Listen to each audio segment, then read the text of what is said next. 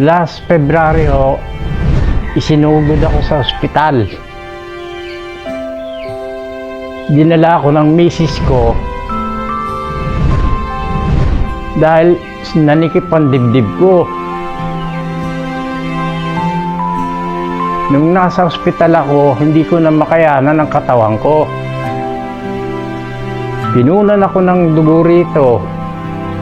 Tinignan nila na mataas ang creatinine ko, 1,200. Ang sabi, idadialysis ako. Nung una ayoko, kasi habang buhay. Wala, namanhid na ang katawan ko, kaya napilitan ako. Yun, doon ako nilagyan nila ng IG rito para ma-dialysis. Nung na-dialysis ako, doon nag-ibang pakiramdam ko, yung manhid ng katawan ko unti-unti nawala. Tapos sumunod na dialysis ko, tumawag yung pamangking ko sa Canada, sinabi hanapin daw yung theobroma. Nagkataon yung isang dialysis patient nakasabay ko, may dalang theobroma, kabibili lang daw niya sa kumari niya, 2 bote. Ipinakita pa sa amin yung brochure. Nakita namin si Aiko Melendez, kaya inalok sa amin ng 1 bote. Yun, nakita ng anak ko, bumili siya ng box tsaka 2 bote pang theobroma bottle. Yun, doon nagtuloy-tuloy yung inom ko. Hanggang sa nagulat na lang ako, ang sabi sa Bacoor, 3 oras na lang daw ang dialysis ko. Dati 4 na oras. Sumunod, linis na lang ng dugo. Pagkatapos noon, nagulat na lang ako, bumaba na yung creatinine ko, umabot sa 100 hanggang sa 101. Nakita ng doktor ko doon sa dialysis na pwede daw tanggalin na yung yung IG. Dan sabi, pumunta raw ako sa doktor namin, ipakita raw yung laboratory tsaka yung referral niya na tatanggalin. Pagpunta namin sa MCI, sabi ng doktor, kailangan daw laboratory sa baba para nakakasiguro. Doon, kinabukasan, pagbalik namin, tinanggal na yon. Pero tuloy-tuloy ang inom ko ng theobroma. Kahit ako dinadialysis.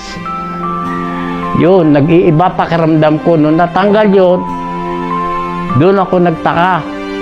Hanggang sa ngayon, hindi ako makapaniwalang gawa ng theobroma, gumaling ako.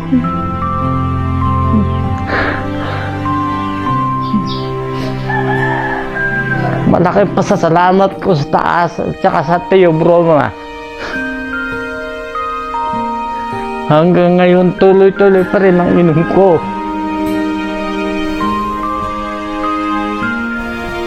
Maraming nagulat sa amin, pati yung mga tiyahin ko sa state, yung sa Canada ko. Kaya ngayon, nakakapagmotor na ako, nag-e-bike ako. Naging mabilis naman ang pagbaba ng creatinine level ni Sir Amante Medina, dahilan para irekomenda sa kanya na ihinto na ang kanyang dialysis at tanggalin na ang AV or arterial venous fistula na nakakabit mismo sa vein ng kanyang leeg. Ang theobroma cacao kasi as a high source of flavonols, ito yung substance na tumutulong para kumpunihin ang mga nasisira or sirang excretory system sa ating katawan. At kapag naibalik muli sa normal ang function ng kidney, automatically ang blood chemistry result, specifically ang creatinine level, ay nagiging normal muli.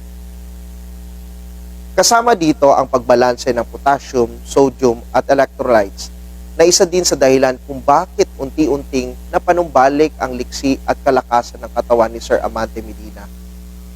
Problema sa kidney, dinadialysis, pwede pong matigil po ang pagdadialysis because of the mechanism of action of the theobromine. Ano yung mechanism of action? It will actually inhibit phosphodiesterase. What is that? Inhibit phosphodiesterase. Pag in-inhibit po ang phosphodiesterase, it will encourage the blood vessel to relax. Pag nag-relax po ang smooth muscle ng blood vessel, yung pong daloy ng dugo, mas maganda. Better blood flow. Nakuha nyo? Right? And of course, yung sinasabi ko sa inyo na it blocks adenosine receptor. Pag blinak po niya, yung adenosine receptor, theobromine po ang uupo doon, then, ibig sabihin, it has more antioxidant capacity. At yun din, it will give energy to the patient. Maganda yung mood niya because, why? It is a adenosine receptor antagonist. Kaya sa mga taong mga nanonood na katulad kung may karamdaman ng ganito, huwag kayong mawala ng pag-asa. Subukan nyo ang Theobroma. Sigurado kayo kasi ako nagpapatunay.